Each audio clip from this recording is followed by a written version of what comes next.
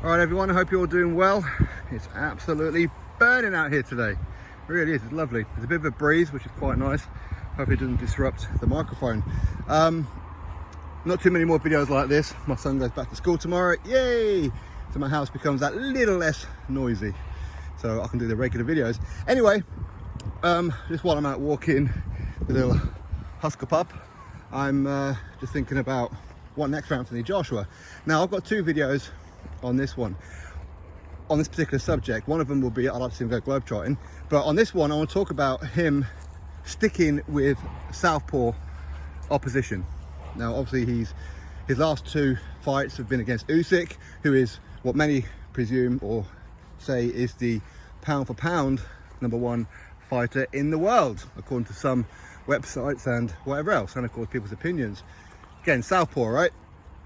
Now Joshua said that he doesn't like fighting Southpaws, okay, because obviously they're all backwards and they do everything reverse to what you would normally have. So for me, I say, well, stick with it then, because if you don't like it, stick with it. Now, with that said, I would like to see him go abroad and everything, and I maintain that I'd like to see him go to China and take on Zhang. He's a Southpaw, and he's tall as well. Joshua likes fighting tall fighters. These short-ass ones, he can't seem to get a grip of them. He really can't. And we've seen it time and time again when he fought Andy Ruiz Jr. the first time, obviously the Usyk fights. Even when he fought, say, Povetkin in the first, 2 or 3 rounds, he looked very uncomfortable. And of course, when he fought Takam at times. So, at least with Zhang, he's a Southpaw and he's tall. And of course, if you go to China, that is a monumental payday. Not that I get paid any of that, of course not. I'm certainly not encouraging it, but if you was Joshua, if you was his team, you'd certainly be looking at that option. Zhang looked pretty good last time out against Filipovic, arguably beat him and got jobbed, right? Now, what I would like, if he doesn't fight Zhang, would be Otto Wallin. So if he wants to have a fight in the UK, Otto Wallin would be the ideal opponent, wouldn't he? He would. Again, he's tall, he was 6'7". I've met Otto Wallin. Comes across as a real cool guy. I met him in Cardiff when he was fighting Kamil Sokolowski. I was actually backstage with him while he was warming up and everything. But that's the kind of opponent I think Joshua should have in the UK, a Otto Wallin. Again, Southpaw. And of course, you can have some kind of bragging rights and say, well, this is what I've done to Otto Wallin, Tyson Fury. You went life and death with him. Now, that could just be Tyson had a bad night at the office. Could be that Otto Wallin is better than people give him credit for. We don't know. But I'd like to see that fight. Why not? Other ones, maybe a Dempsey McKean in Australia. Obviously, Dempsey McKean now, he trains at the Matchroom gym under Tony Sims. Tony Sims, of course, was Anthony Joshua's professional trainer for his first couple of fights. So that would be interesting. That is for sure. It really would. But at the same time, Dempsey McKean has been a sparring partner for Anthony Joshua. He has. And if anyone was complaining about that, in fighting his sparring partner, will go complain at Deontay Wilder. What he always does, including this Robert Helenius fight. So there is that option.